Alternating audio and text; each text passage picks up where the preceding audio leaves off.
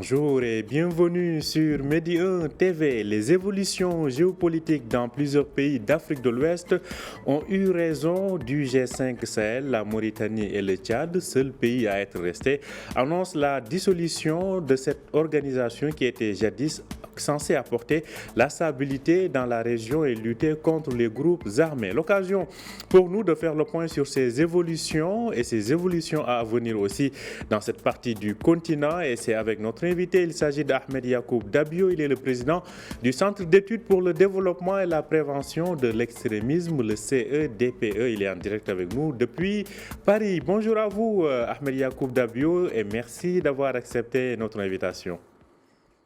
Bonjour, cher Omar. Alors, on va commencer par l'actualité. Avant d'en venir au G5 Sahel, la CEDEAO a tenu son sommet à Abuja, donc la capitale fédérale du Nigeria. Et finalement, après la menace d'intervention armée au Niger, après les sanctions, on commence à être plutôt accommodant avec ce pays où a eu lieu un coup d'État. Oui, vous savez, la CEDEAO n'a pas réussi à mettre en action sa menace militaire. Et il y a aussi une ouverture lorsque le président du Niger, le général Puchiste, s'est ouvert au dialogue. Il est arrivé au Togo et a demandé au président togolais de jouer la médiation. Et c'est comme ça que la CEDEAO a saisi l'occasion pour s'ouvrir au dialogue avec, je crois, deux conditions. Une condition sur une courte transition, et la deuxième condition est relative à la situation du président, Bazoum. du président Bazoum, qui est en détention depuis le coup d'État. Je Mhm. crois qu'il y a une lueur d'espoir et on s'achemine vers une solution pacifique à la place d'une solution militaire. Et Mhm. c'est un bon signe pour la région et surtout pour la CEDEAO. Alors, justement, en parlant de la CEDEAO, on a été quand même surpris d'entendre aussi que des fonds seront alloués à cet ensemble de l'Alliance des États du Sahel qui a été formé par le Mali, le Niger et le Burkina Faso. De quoi s'agit-il exactement? Oui, vous savez, c'était prévisible parce que dès le début du coup d'État au Niger, surtout le dernier coup d'État au Niger, il s'est avéré que les trois entités menacent de quitter la CEDEAO et de créer une sorte d'alliance. Mais je crois, à mon avis, cette nouvelle alliance concerne le G5, le G5 Sahel et ne concerne pas la CEDEAO. Il est clair que trois de cinq pays qui quittent le G5 Sahel, cela cause un problème dramatique pour cette coalition qui a été créée pour faire face au terrorisme et en même temps essayer de créer un climat de développement. Et c'est pourquoi le Tchad et la Mauritanie, les deux seuls pays qui restent membres de G5 Sahel, qui n'existent plus d'ailleurs depuis l'avènement du coup d'État au Niger, se sont consultés et ont décidé la dissolution du G5 Sahel.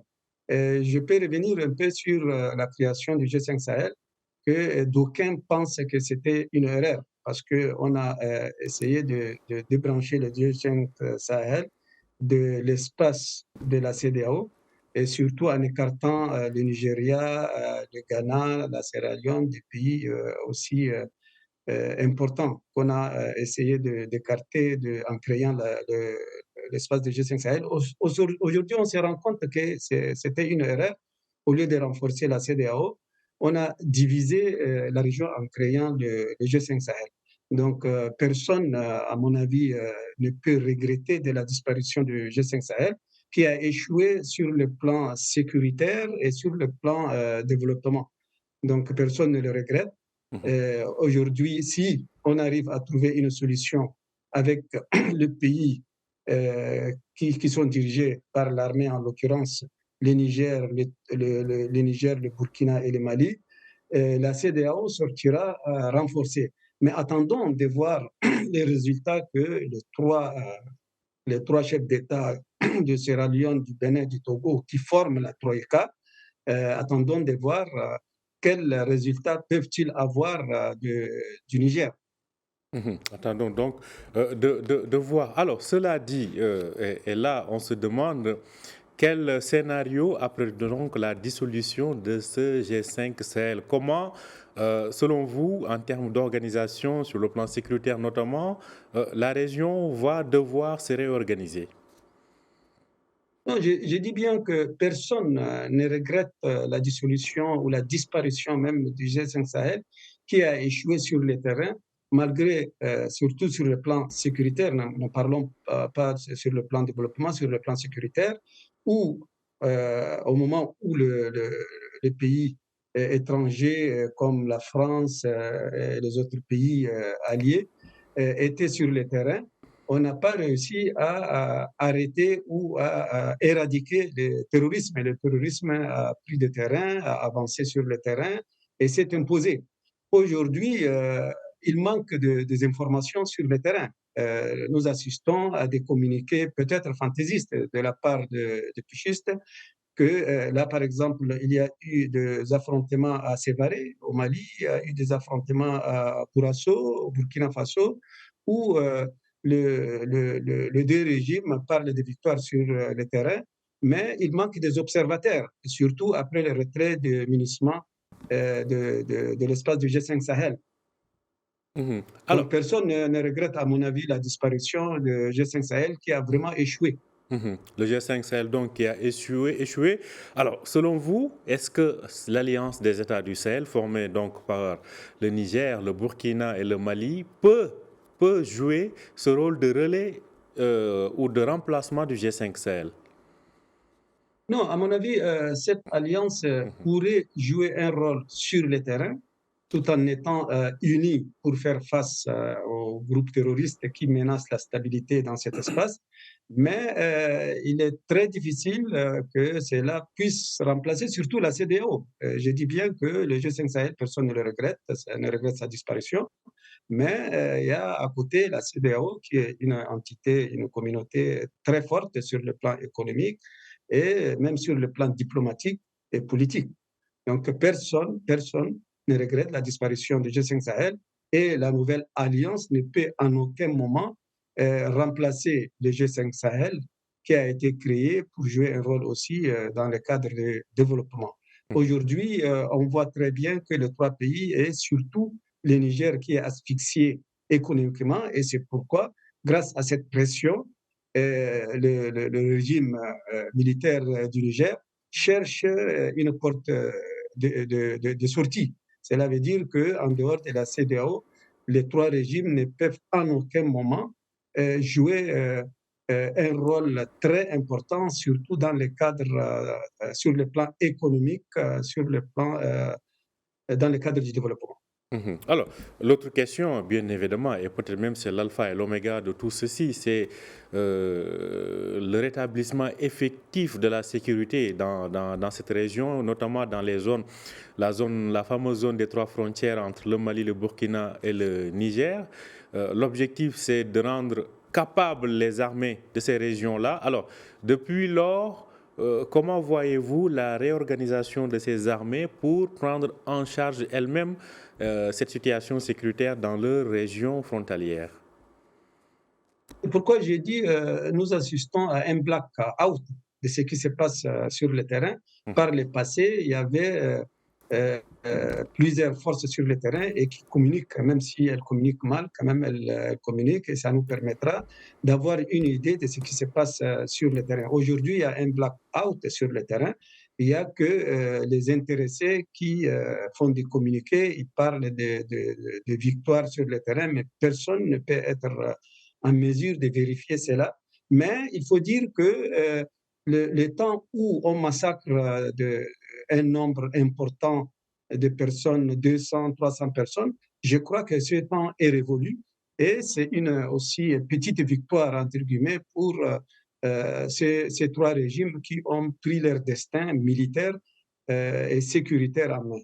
C'est pourquoi La question qu'on doit se poser aujourd'hui, après tout ce qui s'est passé, c'est la position de l'élite démocratique, de la jeunesse, de la société civile, qui, dans le passé, dans les années 90, ils revendiquaient la démocratie. Aujourd'hui, cette même société civile applaudit l'avènement du pouvoir militaire.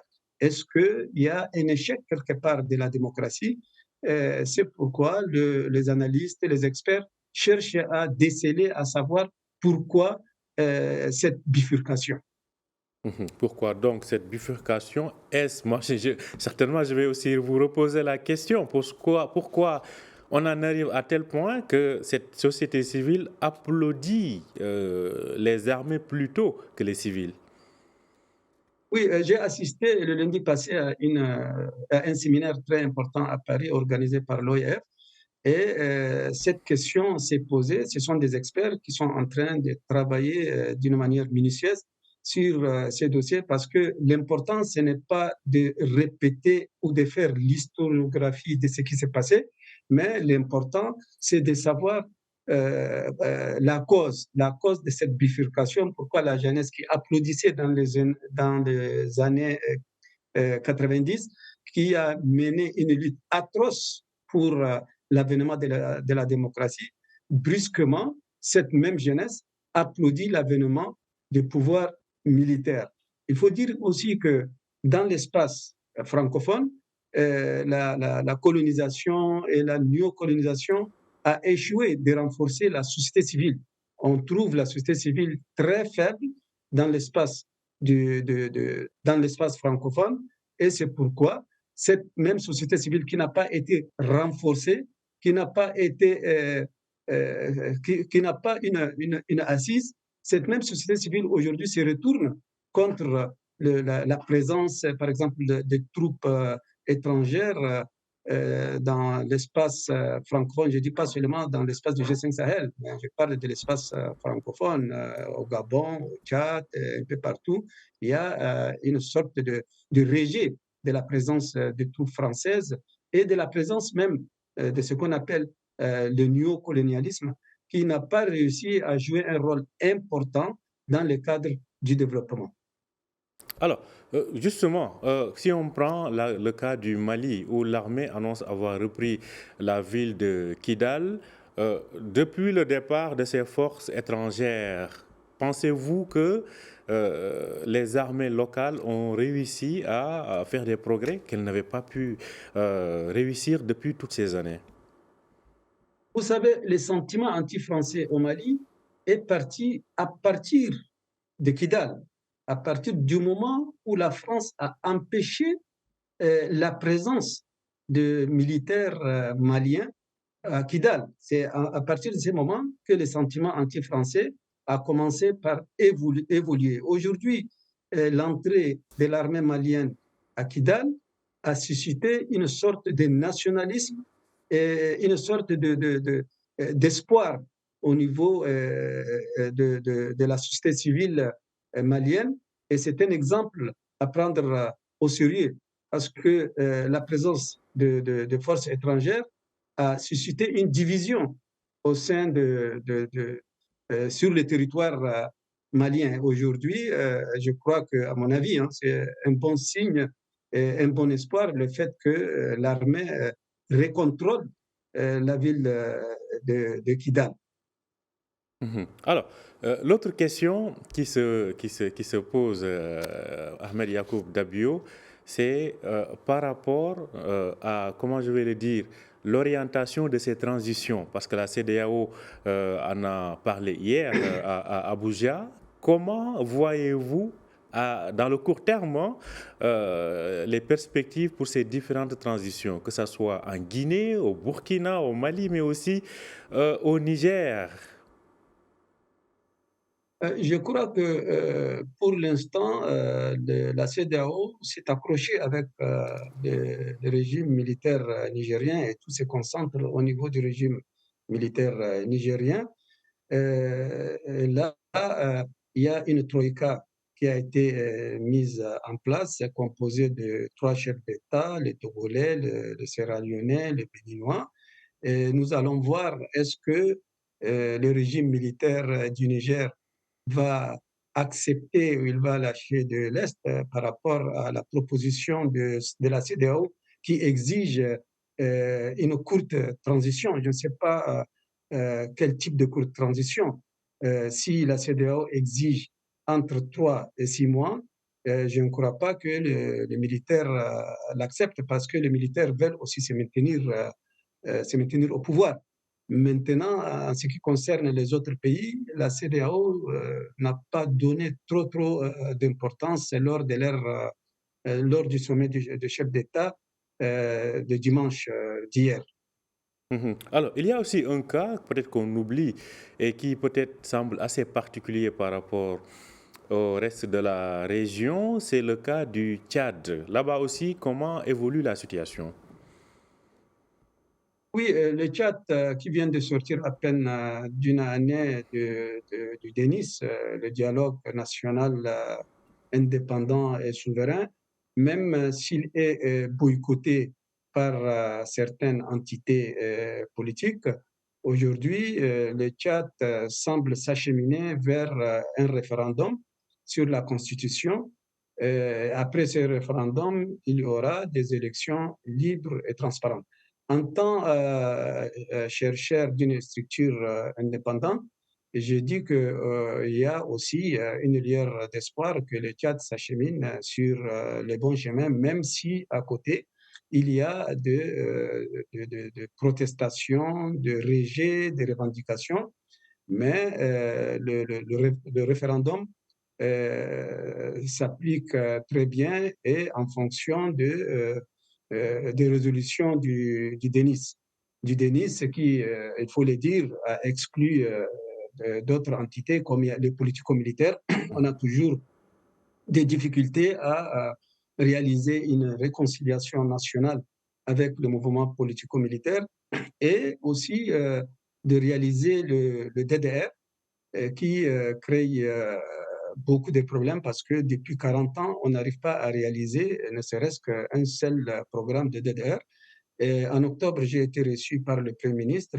On a échangé sur le programme de DDR que le centre s'est dit prêt à accompagner les autorités compétentes sur ces dossiers. On a aussi évoqué la question de la réconciliation nationale parce qu'il faut le savoir, il y a 18 mouvements politico-militaires, parmi lesquels il y a deux mouvements importants qui ont une assise militaire sur le terrain. Il y a 18 mouvements. Ces 18 mouvements doivent être réconciliés avec le gouvernement en place. Ce n'est pas une mince affaire, mais il faut le faire pour que le Tchad soit, pour une fois, stable, parce que le Tchad a vécu depuis 6 décennies de conflits fratricides qui a coûté énormément la vie de Tchadiens.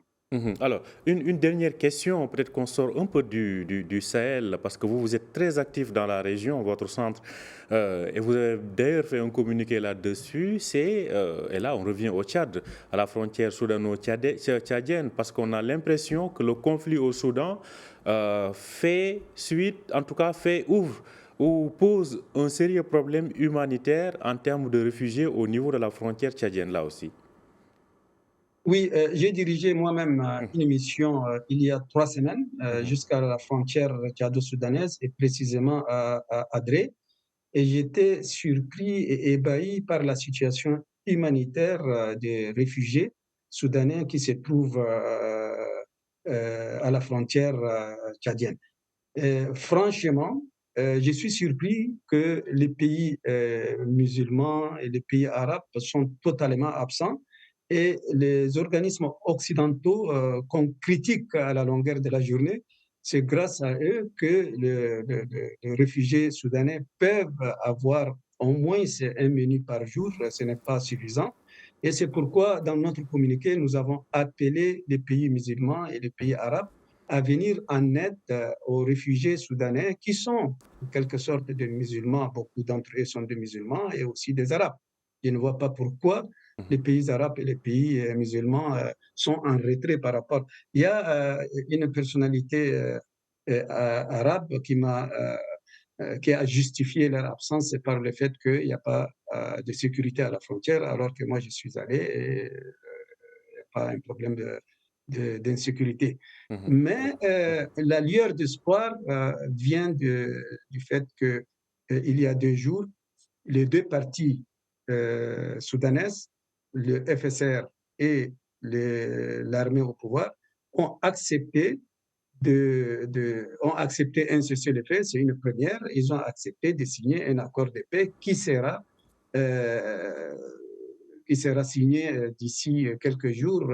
J'ai eu au téléphone hier le président de la commission de paix de l'Union africaine Mhm. et je suis rassuré que dans les prochaines semaines, il y aura un tête-à-tête entre les 2 leaders, en l'occurrence le président Al-Burhan et le général Himeti, pour la signature d'un accord de paix. C'est Mhm. une En tout lueur cas, mhm. d'espoir En tout cas, au Soudan. En tout cas, c'est une information importante après donc des mois de Ouais. conflit au Soudan, ce que nous suivrons donc sur Medi 1 TV. Merci à vous, Ahmed Yacoub Dabio. Je rappelle que vous êtes le président du Centre d'études pour le développement et la prévention de l'extrémisme, le CEDP. Merci d'avoir été en direct avec nous depuis Paris pour parler donc de cette situation dans le Sahel. Bonne journée à vous, Ahmed Yacoub Dabio. Merci, je vous remercie beaucoup. Merci à vous aussi de nous avoir suivis. Je rappelle que vous pouvez retrouver cet entretien sur notre site www.medianews.com. Bonne journée, bonne suite de programme sur Médien TV.